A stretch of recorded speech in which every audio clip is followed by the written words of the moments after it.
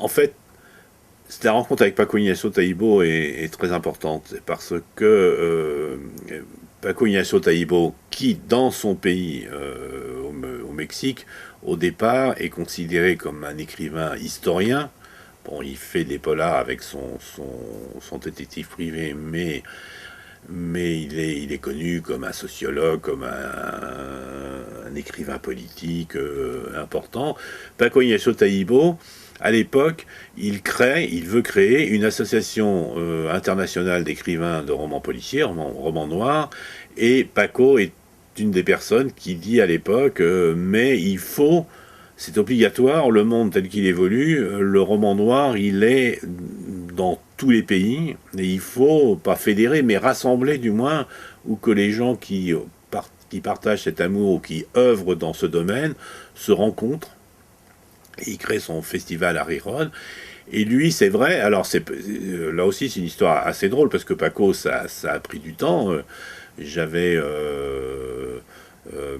un critique et une traductrice mexicaine qui étaient venus me voir en disant oui, vous faites que c'est toujours pareil, c'est les Américains.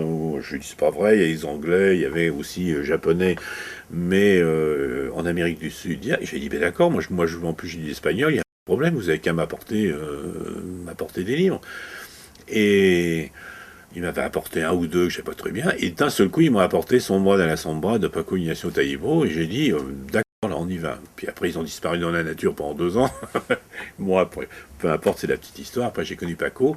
Et c'est vrai que grâce à Paco, j'ai découvert Chavarria, c'est-à-dire vers Cuba. Il y avait aussi Leonardo Padua, qui est publié ailleurs, mais que j'aurais pu publier. Et le fait aussi d'aller à Riron, alors j'ai rencontré des Italiens, des Allemands, etc. Il y avait incollissablement, dans les années, fin des années 80, c'est plus qu'un frémissement, il y a vraiment un mouvement un peu dans tous les pays. Il y avait une revendication de cette littérature. Et ce que je trouve passionnant, c'est là, je trouve qu'il y avait c'est pour ça que je trouve que c'est vraiment presque le virage. C'est que les gens de la génération, par exemple, de Michel Lebrun, ils avaient tendance, en temps les auteurs du Fleuve Noir, à dire je vais faire un polar. Oh, un polar, ça s'écrit vite, ça se lit vite, etc. Oh, c'est un petit polar. Hein, bon.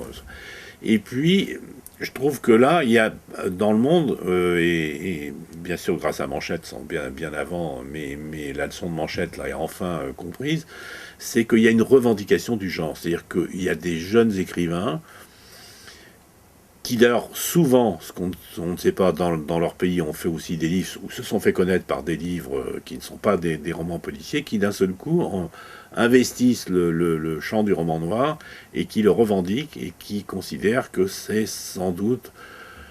Alors c'est toujours les mêmes choses, le genre le plus vivant, celui qui reflète le mieux la société, celui qui est le plus contestataire, le plus politique, le plus critique, etc.